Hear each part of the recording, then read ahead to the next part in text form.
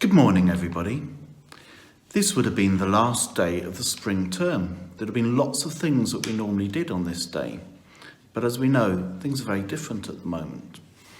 After last week's assembly, when I talked about my grandparents in the Second World War, a few people got in touch. One of them being Josie in Year 5's grandmother, who wrote some of her memories about when she was born during the Second World War. You can find out about that if you go on to last week's video. There's a little clip and you can listen to her reading out about her memories. It made me think about a project as well that we did probably about 9 years ago with Zdenka Fantlova. And I was going to tell you a little bit about her. Zdenka Fantlova was born and raised in the old Czechoslovakia. Her life as a child, full of lively curiosity, and later as a young girl newly in love, was spent in a town near Prague. Life was good until the war began, when suddenly to be a Jew was a crime. After her father had been arrested by the Gestapo soon after war was declared, the Jewish population in Czechoslovakia was suddenly rounded up and taken to a fortress town northwest of Prague. Her ordeal ended in Bergen-Belsen, as almost did her life. Her will to keep alive saved her, as did a piece of advice given to her father when he was arrested. Just keep calm. She did. The British arrived at Bergen-Belsen on April 15th, 1945. The first task was to remove corpses in the camp. Zdenka, whose father, mother, brother, sister all died in the camps, remained one of life's optimists. It took her more than 50 years to write down her experiences, and then her account in the book, The Tin Ring, was published. 9 years ago, we were fortunate to do a project at Hotspur with Zdenka, which was led by Jane Arnfield with students from Northumbria University, and it explored resilience. At the time, children said hearing about Zdenka's experiences put their own difficulties into perspective. And that's an important thing to do now, however hard that is. That year, Newcastle held a large Holocaust memorial commemoration event, and our children sang.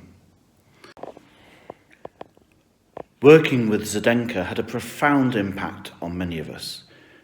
Her example of resilience and of optimism is something that I still keep with me today. Where am I? Why do I feel like a princess? We all feel like a princess sometime. After last week's assembly, some of you sent in pictures of you doing things, and here's a selection of those pictures now.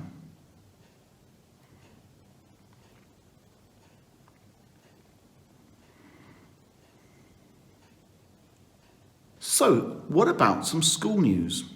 Not much has been happening at school. We've had a few children in school each day, but I went out onto the field the other day and I was really excited to see that 2 ducks were in our pond.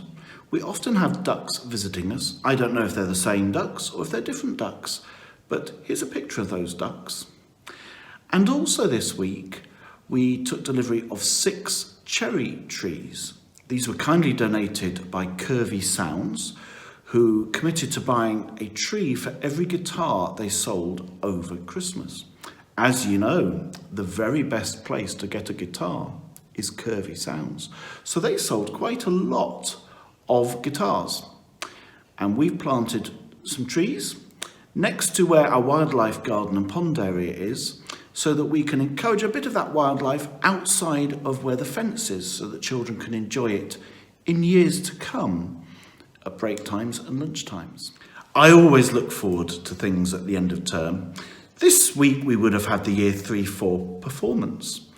We would have had the Hotspur Festival, we'd have been singing at the City Hall, But on this day, we'd have had our Easter bonnet parade. I love the raucousness of that. Some of you have made some bonnets and taken photographs of them at home and sent them in. So we're going to show those now, and some pictures of bonnets from years gone by. If you make a bonnet, please keep sending your photographs in to admin@hotspur.newcastle.sch.uk, and we'll show some of those afterwards. So normally I'd be saying to you today, have a lovely holiday. It's not going to feel so much like a holiday, but enjoy the next 2 weeks. Notice those little things, take care of each other, and I'll be doing another video in the week after the Easter holidays. Bye-bye for now.